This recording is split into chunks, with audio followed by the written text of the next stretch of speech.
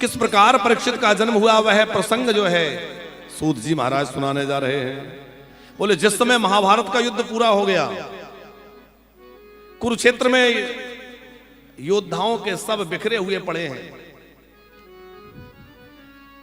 दुर्योधन के प्राण नहीं निकले थे, वो घायल अवस्था में पड़ा हुआ है। उसके उर्दंड जंघाएं भीमसेन के गदा से टूट चुके हैं। करा रहा था, रो रहा था। उसी समय उसका मित्र अश्वत्थामा मिलने के लिए आया। बड़ा प्यारा वर्णन श्री सूत जी कर रहे हैं। यदा मृदे कौरव संजयानाम वीरस्वतो वीर गतिम कतेसो ब्रकोदरा गद्य ब्रकोदरा विद्य गदा विमर्शो भगनोरुदंडे धृतराष्ट्रपुत्रे यदा मृदे कौरव संजयानाम, कौरवों का पराभव हुआ। दुर्योधन घायल अवस्था में पड़ा है। अश्वत्थामा आया और कहा मित्र हम लोग पराजित हो गए। दुर्योधन बोला मित्र मुझे पराजय की चिंता नहीं है। ये जय और पराजय तो ये युद्ध का परिणाम होता ही है। मुझे तो दुख इस बात का है, हम लोग 100 भाई थे, वो 5 थे। 100 में से एक भी नहीं बचा और उन 5 में से एक भी नहीं मरा। अश्वत्थामा ने कहा यदि तुम मुझे अपना सेनापति बनाते तो शायद यह दिन देखना नहीं पड़ता। दुर्योधन रो रहा है, बहुत अवसाद से दुख से भरा हुआ है। उस समय अश्वत्थामा का धर्म यह था कि समझाता यदा मृदे कौरव संजयानाम वीरस्वतो वीर गतिम गतेषु ब्रकोदरा विद्य गदा विमर्शो भगनोरुदंडे धृतराष्ट्रपुत्रे। सूत जी महाराज कह रहे हैं कि अश्वत्थामा कह रहा है मित्र मैं तुम्हारी अंतिम इच्छा पूर्ण करूंगा। तुम्हारी एक ही इच्छा है ना कि तुम पांडवों को मरा हुआ देखना चाहते थे, मैं तुम्हारी ये इच्छा पूरी करूंगा। अच्छा विचार करो कि अश्वत्थामा को क्या कहना चाहिए था। यदि वो सच्चा मित्र है तो मित्र का धर्म था वो कहता कि देख दुर्योधन तूने जीवन भर तो अनीति की, अन्याय किया, अब मरते मरते तो ये सब छोड़ दो और मरते मरते तो भगवान का नाम लो। अरे अब ये राग द्वेष छोड़ो। तुम्हारे अन्याय के कारण, तुम्हारे गलत नीतियों के कारण इतने लोगों का नरसंहार हो गया, कितने लोग मारे गए। आज तू भी मृत्यु के ग्रास बन चुका है, मरने जा रहा है। अब तो ये दुराग्रह छोड़, किसी से राग द्वेष मत रख और भगवान का नाम ले जिससे तेरा कल्याण हो जाए। ये मित्र धर्म था। लेकिन अश्वत्थामा ने क्या सोचा, मैं तुम्हारा मित्र धर्म निभाऊंगा और मैं तुम्हारी अंतिम इच्छा पूरी करूंगा, पांडवों को मार कर दिखाऊंगा। वो मारने के लिए शिविर में गया। वो जानता है कि मैं पांडवों को नहीं मार सकता, तो सोते हुए पांडवों को मारने का षड्यंत्र किया और सोते हुए पांडवों के सिर काटने के विचार से रात्रि में गया। पर जिसकी रखवाली की जिम्मेवारी द्वारिकानाथ ले रखे हो, भला उसको कोई कुछ बिगाड़ सकता है। साक्षात भगवान द्वारिकानाथ जिसकी रक्षा की जिम्मेवारी ले रखे हो।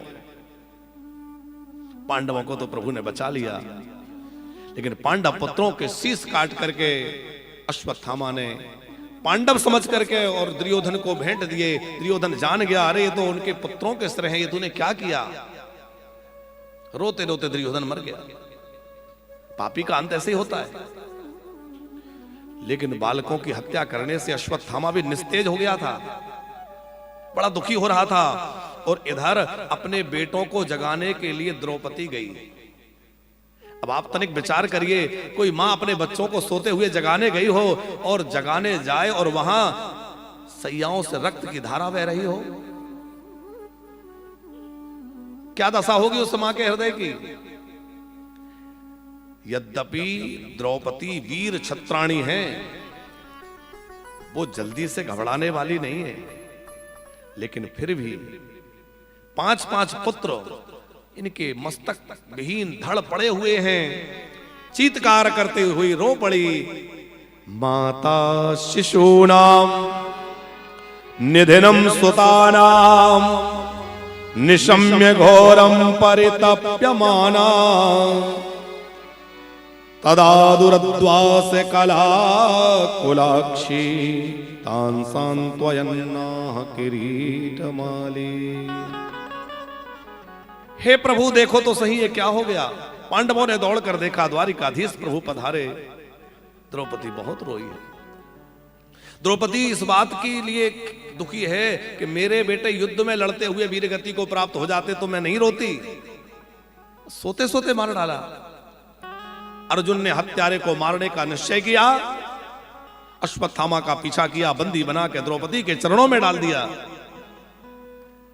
द्रौपदी को लगा कि एक बार उस हत्यारे को देखूं तो सही, कौन है वह जिसने मेरे 5-5 बेटों को सोते हुए मार डाला। तो द्रौपदी ने नजर उठाकर देखा तो क्या देखा कि सामने रस्सियों में जकड़े हुए गुरु द्रोण के पुत्र अश्वत्थामा हैं। और जैसे ही अश्वत्थामा को देखा तो वह करुण किंदन करती हुई, क्रोध में भरी हुई द्रौपदी, उसकी कोप की मुद्रा विनय में बदल गई। हाथ जुड़ गए और हाथ जोड़ करके प्रणाम करती हुई अश्वत्थामा को कहती है, अरे ये क्या किया, छोड़ो छोड़ो, इनको क्यों बांध दिया। उवाच चा सहन्यस्य वंदनानयनम सते मुच्यताम मुच्यताम मेसो ब्राह्मणो नितराम गुरु। छोड़ो इन्हें, छोड़ो इन्हें, छोड़ो, ये ब्राह्मण है। 2 बार कहा है मुच्यताम। मुच्यताम माने पक्का मेरा निश्चय है कि इन्हें मुक्त कर दो, क्योंकि ये भले ही इसने हत्या की हो लेकिन ये ब्राह्मण है। देखो ये प्रकरण, ये कथा हमें एक बड़ा गहरा संदेश ये देती है कि कोई अपने धर्म का त्याग कर दे तो ऐसा नहीं कि हम भी अपने धर्म को छोड़ दें, हम अपने धर्म पर अड़िग रहें। सामने वाला गलत कर रहा है, हम भी गलत करने लगे तो उसमें और हम में अंतर क्या रहा। इसने अधर्म किया कि सोते हुए बालकों को मारा, पर हम अधर्म नहीं करेंगे, क्योंकि हमारा क्षत्रिय धर्म है ब्राह्मणों का आदर करना, उनकी पूजा करना, उनका सत्कार करना। क्या यही छात्र धर्म है कि हम इनको बंदी बना लें। उस समय द्रौपदी ने युधिष्ठिर की ओर देखा। युधिष्ठिर आंखें नहीं मिला पा रहे हैं। द्रौपदी कहना चाहती है कि क्या यही हम लोगों का धर्म है कि हम अपने गुरुजी के पुत्र को रस्सियों में बंदी बनाकर पटक दें। एक तो ये ब्राह्मण है, दूसरे गुरुपुत्र हैं, इनकी हिंसा उचित नहीं है। कितनी दया उस देवी के हृदय में होगी जो हत्यारा है उसको मारने के लिए ना कह करके उसको मुक्त करने की बात कह रही है। और आप एक बात विचार करो कि कोई पुरानी घटना हो तो हो सकता है कि रोष थोड़ा शांत हो जाए। पुरानी घटना नहीं है, 5-5 बेटों को मारा, एक को नहीं मारा, और सामने 100 पड़े हुए हैं। कितना रोष हृदय में होना चाहिए। लेकिन धन्य है द्रौपदी, उसमें दया बहुत है, इसीलिए भगवान की कृपा विशेष है। अपनी खास बहन उत्तरा से भगवान, खास बहन जो है सुभद्रा से भगवान जितना प्रेम नहीं करते उतना द्रौपदी से करते हैं। अपना नाम दे रखा है कृष्णा। और इस महाभारत के प्रसंग को थोड़ा अलग ढंग से समझेंगे हम अपने जीवन से जोड़कर, तो हम और आप मान लीजिए जीवात्मा ही अर्जुन है। ये जीवात्मा मान लीजिए अर्जुन है, तो इसके साथ किस किस का रहना आवश्यक है, तब जीवन का महाभारत जीत सकेंगे। युधिष्ठिर, भीष्म, भीम, युधिष्ठिर, भीम, नकुल, सहदेव और द्रौपदी, ये 5 लोग जो है अर्जुन के साथ रहते हैं। युधिष्ठिर क्या है? धर्म, भीमसेन बल, नकुल बुद्धि, सहदेव ज्ञान है और द्रौपदी दया है। ये 5 चीजें साथ में है उस जीवात्मा रूप अर्जुन के साथ। दूसरी तरह से समझें तो हमारे जीवन में धर्म है, लेकिन यदि उसमें दया नहीं है तो वो धर्म धर्म नहीं हो सकता। युधिष्ठिर के साथ भी द्रौपदी है, पांचों की पत्नी है ना द्रौपदी, इसलिए उसका नाम पांचाली है। तो धर्म के साथ भी दया का होना आवश्यक है। जिस धर्म में दया नहीं है वो धर्म धर्म ही नहीं हो सकता। बल के साथ भी दया का होना आवश्यक है। किसी में बहुत बल है पर दया नहीं है तो उसका बल हिंसक हो जाएगा, उसका बल विनाशक हो जाएगा। तो बल हो पर उसमें दया का भाव हो, बुद्धि खूब हो, लेकिन यदि दया नहीं है तो वह बुद्धि सृजनात्मक ना हो करके तर्क वितर्क करने वाली हो जाएगी। और यदि ज्ञान बहुत है तो उस ज्ञान के साथ भी दया का होना आवश्यक है, नहीं तो वह ज्ञान अहंकार देने वाला हो जाएगा। अर्जुन के साथ द्रौपदी रूपी दया है, इसीलिए वह जीवन के महाभारत को जीत गए। जिसके जीवन में बड़े भाई के रूप में धर्म है, बल है, छोटे भाइयों के रूप में बुद्धि और ज्ञान है, द्रौपदी जैसी दया मूर्ति जिसके साथ है और जिसके जीवन रथ की बागडोर स्वयं कृष्ण ने पकड़ रखी है, वो महाभारत नहीं जीतेगा तो कौन जीतेगा साहब? वो अवश्य महाभारत जीते। जीवन के महाभारत को जीतना है। आपसे कभी कोई पूछे कि रामायण और महाभारत में मूलतः क्या अंतर है, क्या उत्तर देंगे? परिभाषित करना हो बहुत कम शब्दों में कहना हो तो हम इतना ही कहेंगे कि दूसरे का अधिकार छीनने की भावना होगी तो महाभारत होगी, और अपना अधिकार दूसरे को देने की भावना होगी तो रामायण होगी। आपको अपने घर में क्या करना है स्वयं विचार कर लो। जहां दूसरे का अधिकार छीनने की भावना आपके मन में होगी तो महाभारत घर में हो जाएगी। अभी हम लोग भरत चरित्र सुनने वाले हैं। 12, 13 और 14 दिसंबर के इन महीनों तारीखों में, अभी दिसंबर में 12, 13 और 14 3 दिन है। भरत चरित्र की कथा होगी दोपहर में 1 बजे से 4 बजे तक। इसी आस्था टीवी के माध्यम से दर्शक सुन पाएंगे। तो हम सुनेंगे कि कैसा त्याग होना चाहिए, तब राम कथा प्रकट होती है। रामायण में 3 भाइयों की कथा है। कौन कौन? अब भाई तो बहुत हैं पर हम जिन पर चर्चा करने वाले हैं, एक है भैया भरत, एक भाई है सुग्रीव और एक भाई है विभीषण। तीनों भाई हैं, माने भ्रातृत्व की बात है। जिस समय प्रभु श्री राम लंका विजय के बाद अयोध्या आए, भरत जी नंदीग्राम में चिता बनाकर बैठे हुए थे कि यदि आज मेरे प्रभु नहीं आए तो मैं चिता में कूद जाऊंगा, अपने देह का त्याग कर दूंगा। अब मुझसे प्रभु का विरह सहन नहीं हो रहा है। और राम जी सीधा दौड़ कर आए हैं, भरत जी को हृदय से लगा लिया। और भरत और राम का जब मिलन देखा तो राम और भरत का मिलन देख करके सुग्रीव मन ही मन सोच रहे थे और सक्षा रहे थे कि एक ये भाई है और एक मैं भाई था जो थोड़े से धन के लालच में अपने भाई को मरवा दिया। अरे राज्य चला गया था तो चला गया था, पर मैं अपने भाई का हत्यारा तो न बनता, पर मैंने धन के लोभ में भाई की हत्या करवा दी। राम और भरत की भेंट देखकर, उनका मिलन देख करके विभीषण भी सक्षा रहे थे कि भले ही राक्षस था लेकिन मेरा भाई था और मैंने उस रावण से द्रोह किया। एक मैं भाई हूं और एक ये भाई है। हम आपसे निवेदन करें, जीवन में कुछ भी कर लेना पर जीवन में अपने भाई का विरोध कभी मत करना। आपका भाई भले ही आपसे थोड़ा बहुत ज्यादा ले ले, कई बार होता है किसी भाई के पास थोड़ा ज्यादा चला गया तो दूसरा भाई प्रसन्नता से, अरे मेरा भाई ही तो है, कोई दूसरा थोड़ी ले रहा है। पर एक एक इंच भूमि के लिए लड़ने वाले लोग भरत की चर्चा करें तो क्या शोभा देती है? क्या उनके घर में रामायण होगी? अरे उनके घर में तो महाभारत होगी। आज भाई भाइयों में कितना कलह है। एक सज्जन हमसे बोले, महाराज जी आप भरत चरित्र हमें सुनाने, भरत चरित्र बढ़िया सुनाते, आप भरत चरित्र सुनाइए। हमने कहा क्यों, कल भी तो भरत चरित्र हुआ था, आप कहां थे? बोले कल हम थोड़ा बाहर चले गए थे। हमने कहा क्यों? बोले असल में क्या था कि कोई मुकदमा चल रहा है तो अदालत में पेशी थी, तारीख लगी थी, वहां चले गए। हमने पूछा क्यों, क्या हो गया, कोई झगड़ा?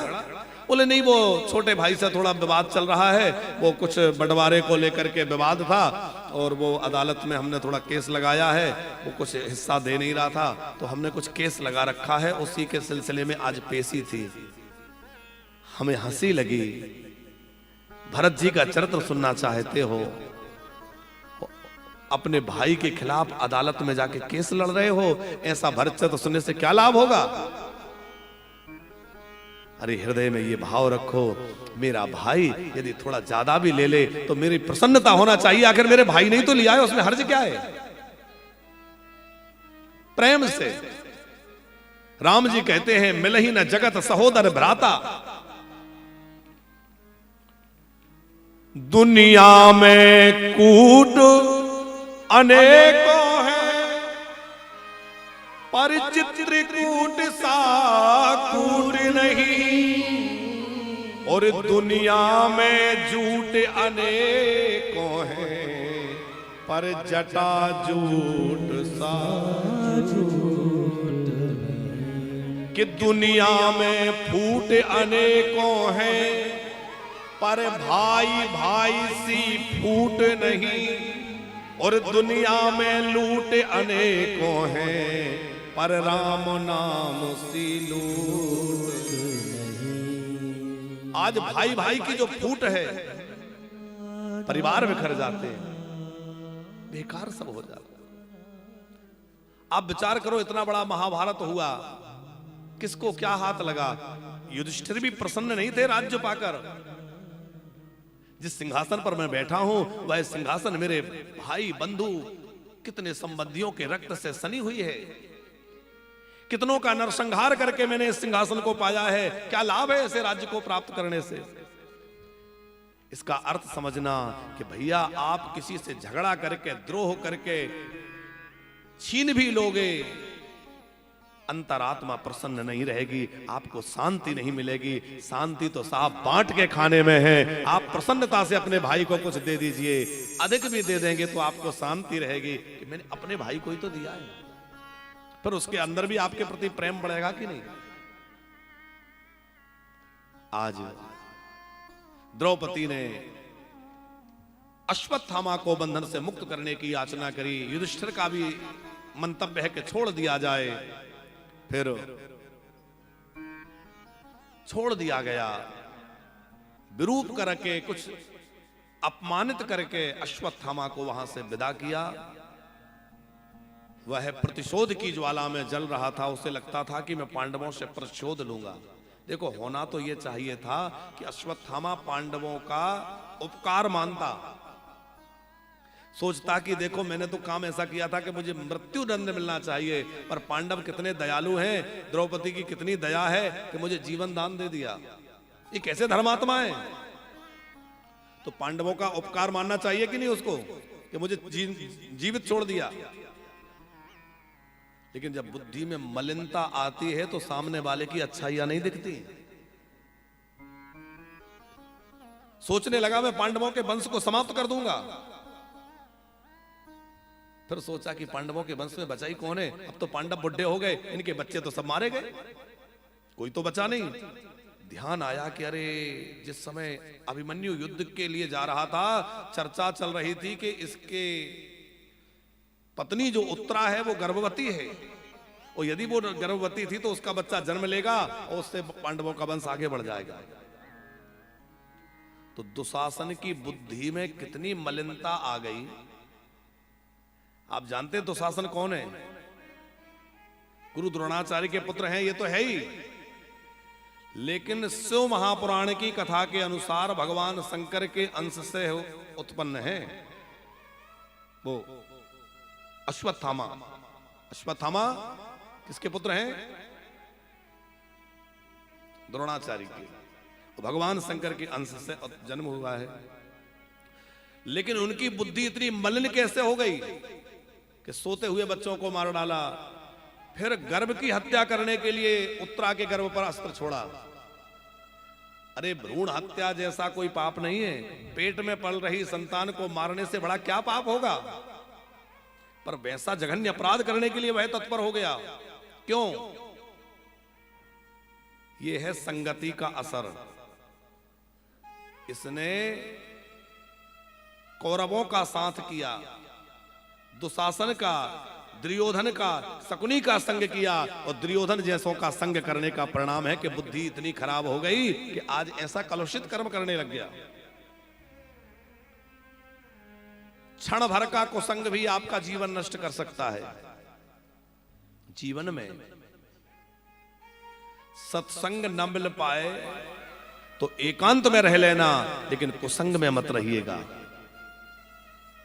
क्योंकि सत्संग जितनी जल्दी जीवन को सुधारता है, उससे भी तेजी से कुसंग जीवन को बिगाड़ देता है। उसका उदाहरण है अजामिल। अजामिल बड़ा सदाचारी था, बड़ा धर्मात्मा था। एक बार कहीं कोई गलत दृश्य देखा तो एक बार दृष्टि पड़ी, मन में विकार आ गया, धर्म कर्म नष्ट हो गया, और धीरे धीरे पूरी तरह से वो पाप में डूब गया। हमारा एक क्षण का कुसंग हमारे पूरे जीवन को नष्ट कर सकता है। इसलिए सत्संग न मिले तो एकांत में रहना भला है, लेकिन कुसंग से बचिए। कि को ना कुसंगति पाय न साई, और रहे न नीच मते चतुरा। कौन ऐसा है जिसकी कुसंग पाकर बुद्धि नष्ट न हो जाए? जब उत्तरा के गर्भ को अश्वत्थामा ने नष्ट करना चाहा, उत्तरा ने भगवान को पुकारा। धन्य है उत्तरा, किसी और से नहीं कहा कि मेरी रक्षा करो। ससुर जी खड़े हैं, सब लोग हैं, पर किससे कहा? योगेश्वर श्री कृष्ण से। पाहि पाहि महायोगिन देवो देव जगत्पते, नान्यम तदभयम पश्ये यत्र मृत्यो परस्परम। धन्य है भगवान द्वारिकानाथ, दौड़कर रक्षा करने के लिए गए। कहां? अब रक्षा करने तो वहां जाना पड़ेगा जिस पे संकट है, वो जहां होगा। गर्भ पे रक्षा, गर्भ पे संकट था, तो भगवान द्वारिकानाथ उत्तरा के गर्भ में पहुंच गए। अच्छा, मां का जो गर्भ है वहां कोई पवित्रता रहती है क्या? अरे मां का जो गर्भ है वो कोई पवित्र जगह तो नहीं है, लेकिन भगवान अपने भक्त की रक्षा के लिए वहां जाने में भी नहीं चूकते, उसमें भी संकोच नहीं करते। धन्य है प्रभु। उत्तरा की भी शरणागति देखिए, उसने किसी और से नहीं मांगा।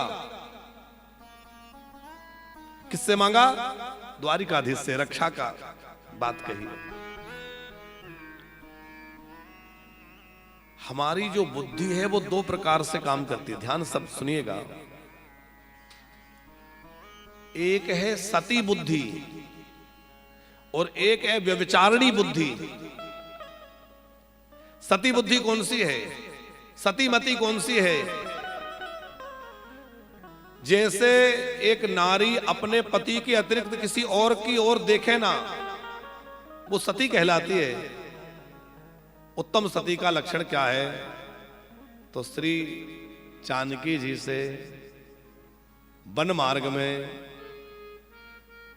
अनुसुईया जी कह रही हैं, उत्तम के लक्षण जागो माही, सपने आन पुरुष जगना। उत्तम पतिव्रता वह है जो ये माने कि स्वप्न में भी दूसरा पुरुष संसार में है ही नहीं, पुरुष मात्र मेरा पति है। उत्तम के लक्षण। सतीमती क्या है? सतीमती वो है जो अपने इष्ट परमात्मा को छोड़कर कहीं इधर उधर नहीं भागे, अपना और किसी को न माने। वह मति सतीमती है जो भगवान के चरणों से सदा जुड़ी रहे, सदा सर्वदा भगवान के चरणों में लगी रहे। और वह विचारणी मति कौन सी है? जहां चमत्कार सुना वहीं भागने लगे, जहां सुना वहां से हमारा काम बन जाएगा वहीं दौड़ पड़े, वो विचारणी बुद्धि है। भैया, जैसे पति को छोड़ करके किसी और से कोई याचना करे पत्नी, तो पति को अच्छा लगेगा? अपने पति को छोड़कर वो किसी और से कहे कि मुझे ये दिला दो, तो पति को अभी अच्छा लग सकता है क्या? उसी प्रकार अपने प्रभु को छोड़कर, अपने इष्ट को छोड़कर और दूसरे के दरबार पे हाथ फैलाने से भगवान को अच्छा नहीं लगेगा कि तू मेरा है पर दूसरे के द्वार पर क्यों भाग रहा है। आज लोग मजारों पर और जाने कहां कहां सर फोड़ रहे हैं। अरे भैया, गोविंद को हमने पकड़ रखा है तो गोविंद की बाह पकड़ रखो और एक ही चाह मन में बनी रहे, कन्हैया तुम्हें एक नजर देखना है, कन्हैया तुम्हें एक नजर देखना, जिधर तुम छुपे हो उधर देखना है, जिधर तुम छुपे हो उधर देखना, कन्हैया तुम्हें एक नजर देखना है, कन्हैया तुम्हें एक नजर देखना है, विदुर भीलनी